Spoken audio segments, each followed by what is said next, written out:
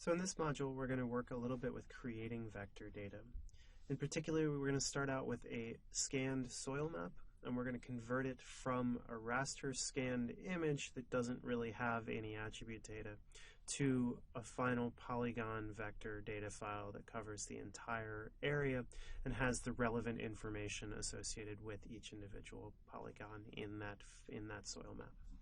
So go ahead and start up ArcMap, start a blank document.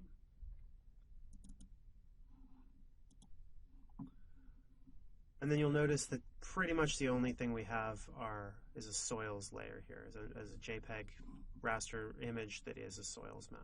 So we're going to go ahead and add that in. If you need to, go ahead and connect a folder to get to your Demo 6 folder. And then soilsnotredame.jpg is what we're going to add in. So you notice that we do have coordinates. They show up properly. These are UTM coordinates in meters. And what we have across the entire region here is individual soils with a code associated with each one, and then both an index by color and then labels of each one that's on there. So what we want to do is digitize this so that we could query a particular spot and it would tell us what code it was there. So the first part that we want to do, I still have my image analysis window up. I'm going to close it.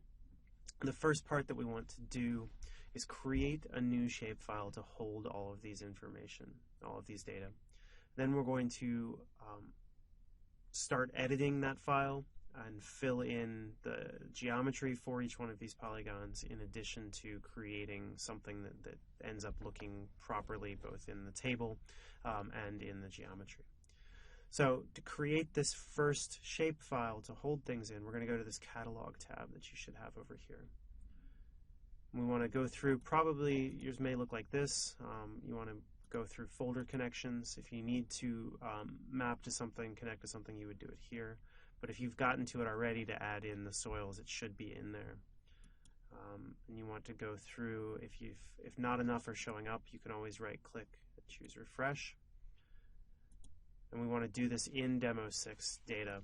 We're going to choose the folder, right click, go to New Shapefile. We're going to call this Notre Dame Soils. Our feature type, it's going to be polygons. And we do want to set our coordinate system. So we're going to choose Edit. And we're going to go through the same one we usually do for these: projected, UTM, WGS 1984, Northern Hemisphere, Zone 16 North, this guy right here. Then hit OK. So we've now created a new blank shapefile. It has nothing in it whatsoever. Now there's something odd about new blank shapefiles. Some of you may have gotten used to using this full extent tool to get back out to your full extent. Go ahead and click that now and notice that it disappears. Because there are no features in that shapefile, it assumes that it's at the maximum possible extent and zooms out so far that you can't see anything. So you do want to get in the habit of perhaps using Zoom 2-layer on something that does have data with it. So if we open up the attribute table here for Notre Dame Soils, you'll notice that what we have is no records, and our fields are something that's set. The FID is set by the file type. The shape would be polygon. We can't change that. ID we could change. But I think we want something that is that soil code that's in there as well. So we want to go ahead and add in a new field that we can fill in for any soils that we create. So we're going to do that by going into table options here, choosing add field, and I'm going to call it soil code. Oh, soil code. We don't want it to be an integer. We don't want it to be double. We don't want it to be a date. We want it to be text. Now 5 is probably long enough, but I'm just going to make it 10 characters long so that I have a little bit of wiggle room if for some reason I'm unsure on something. Go ahead and hit OK. So now it's shown up. There's still no features in here. It's just something we need to work on when we add each individual feature in. Now if you ever go in here to table options and add field as grayed out, it probably means that you're already editing. You can't add new fields while you're editing in ArcGIS. You would need to save your edits, stop editing, and then add the field, and then start editing again. So I'm going to close this attribute table. I don't need it at the moment. And now I'm going to start the editing process, where I would go through and begin, probably in one of these corners, creating a new feature that is each one of these polygons. So I'm going to right-click on it in the table of contents. Make sure you're working on the shapefile, not the scanned map here. And go to Edit Features, Start Editing. I should now get my editing toolbar up. And I'm pretty much ready to go. I'm going to dock mine right here. I have a lot of different tools on here. I can stop and save my edits in here. Saving edits is really important. Nothing is permanent until you save it. If your computer crashes before you hit save edits, you're going to lose all of your stuff. I have a few other different things I can do. Most useful, this one allows me to cut polygons. If you have not had windows show up that look like this, where it might be Sketch Properties or Create Features. Create Features is the one you want to do. It's this one on the end here. If this is not shown up, make sure you click that, and then you're going to click the name of the file over here. If you had multiple things that were editable, they would show up in here. And then you want to start with Polygon. And I'm just going to zoom in. And as I click once, I'm starting to make that polygon. And then as I move outward, you can see that it's sort of doing it as I go. And when I get to the end of my polygon, I'm just going to double click. And I now have a new feature that is that particular little section. Now I want to probably fill in my attributes around the same time. I can either have whatever feature is selected. If I choose this Attributes tab, it's going to bring it up right there. I could also open the attribute table and do it, where I could simply edit whatever that soil code was. I'm going to turn it off so I can see it, and that soil code was capital U, lowercase gv, capital D. Be careful with these. It'll save you some time later on. I'm going to hit OK. So that was relatively easy to do, except for I couldn't see my soil code very well.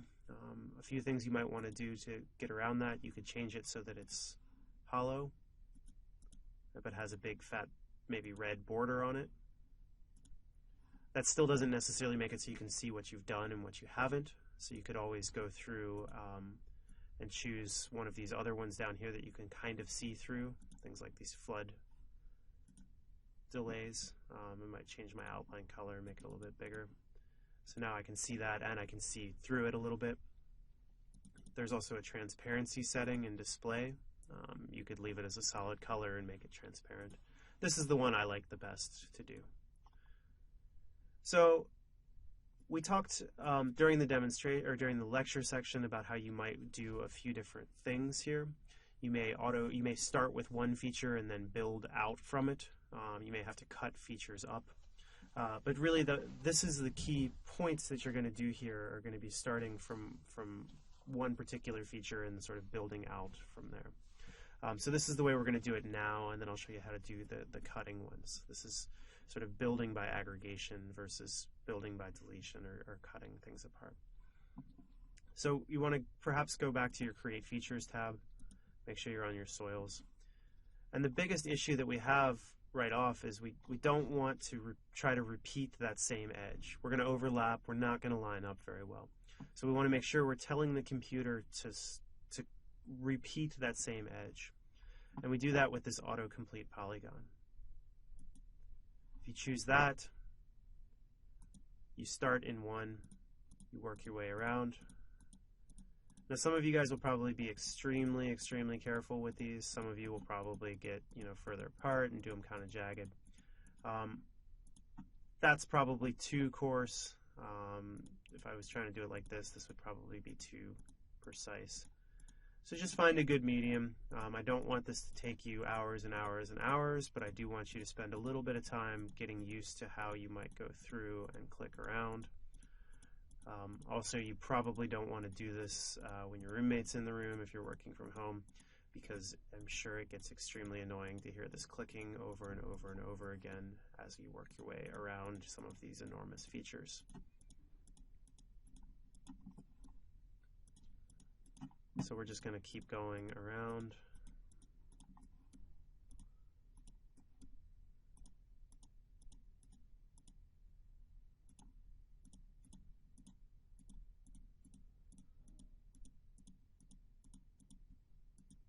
Probably about this width between points and this level of precision is good.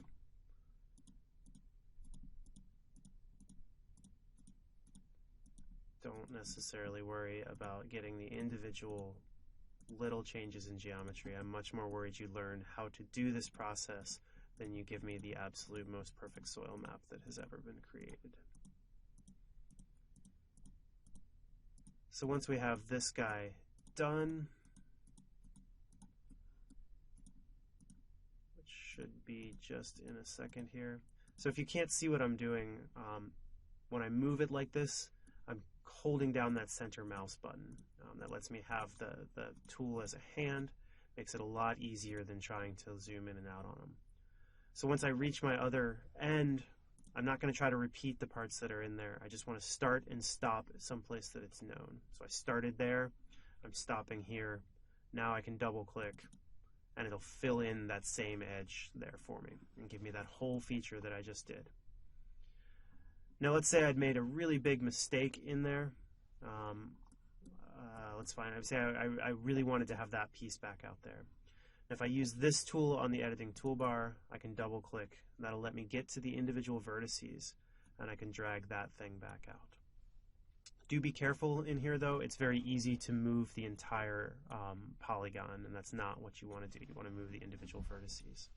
Then you simply click outside of the one that you've worked on and it'll save it. But it won't save it permanently until you go up and choose Editor, Save Edits.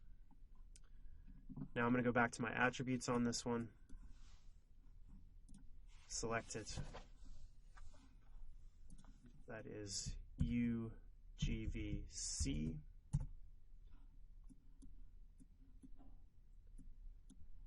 And if I wanted to keep working on new ones, I could do that pretty easily. So let's say I wanted to do this UGVB right here.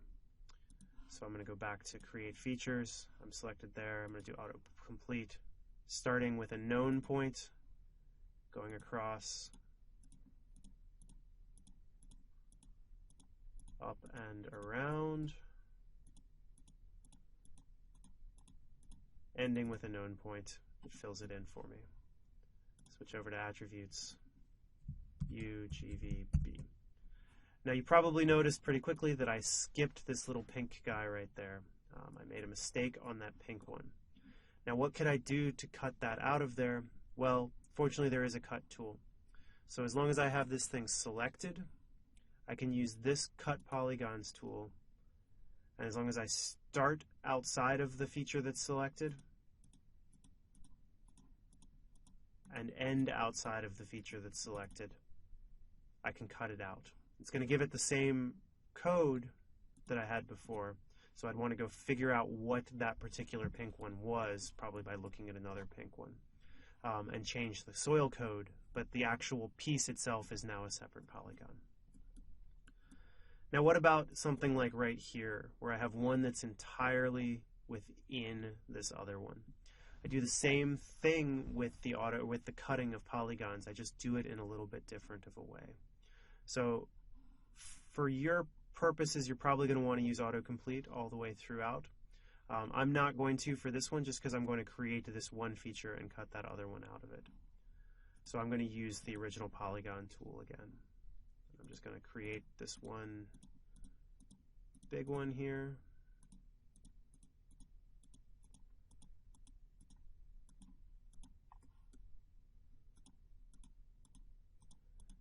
Now I'm sure that everyone is dreading the assignment for this to complete this soil map, and it will be a little bit of a challenge, but I encourage you to stick with it, because learning how to do these vectorization skills, these conversion skills, is really a very useful part of GIS, and it's something you really only get good at through repetition.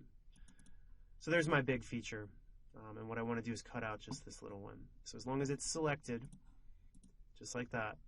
I use the same selection tool, and it can be pretty hard to go through. If you mess one up, you can always hit Control Z to go backwards. In that case, it's snapped to the edge, and I don't want it to do that. It can be pretty hard to make sure that they overlap properly. They have to start and stop across the edges from each other. In that case, I got it. What you can also do if you need to is sort of start well outside of it, do your thing like that, and then cross the last one back over. So what that'll do is it'll cut it out just like that. So in this case, I've messed up a little bit here. I have one cut out that I didn't need to. I can also do what's called a merge. So if I have two things selected, the little piece there and the big one, I can go to Edit, Merge. It'll ask me which one I want to be the dominant one. Now they become one polygon. Well, that's useful if you accidentally cut something out, but it's actually extremely useful if you have some of these really, really enormous ones. So let's just find something really long. Sometimes you'll get beachy things that look like this. It would be a real pain to have to outline this entire one. So what I might be able to do, again, you're probably not going to use this original polygon tool very often beyond the first one, but I'm just doing it for teaching purposes, is I have one like this. So I've artificially put a boundary in there that doesn't really exist. Then I might autocomplete a little bit more of it on down, cut it off again, come back, create two polygons that should really be one. If I select both of those, I can go to Editor, Merge, and connect them back together. So now they're one. So I can just keep building it that way. So that's another way that you could build some of these big, complicated ones. So I encourage you to play around a little bit with different ways of doing these. Try to get the codes correct. They're almost always capital letter, some lowercase letters, and then capital letter, because we're going to need those codes to be correct to add the rest of the information on in the following module. Make sure you go to Editor, save edits periodically. When you're totally done, stop editing. Save your file frequently. You don't want to lose the information that you've done so far. Once you're completed, we'll be ready for the next demonstration. But do look through the notes that I've given you for this one, because there are a few other kind of quick time-saving techniques that might be useful. Obviously, I'm not going to record a video of me doing the entire thing. That would be possibly the most mind-numbingly boring thing I could do.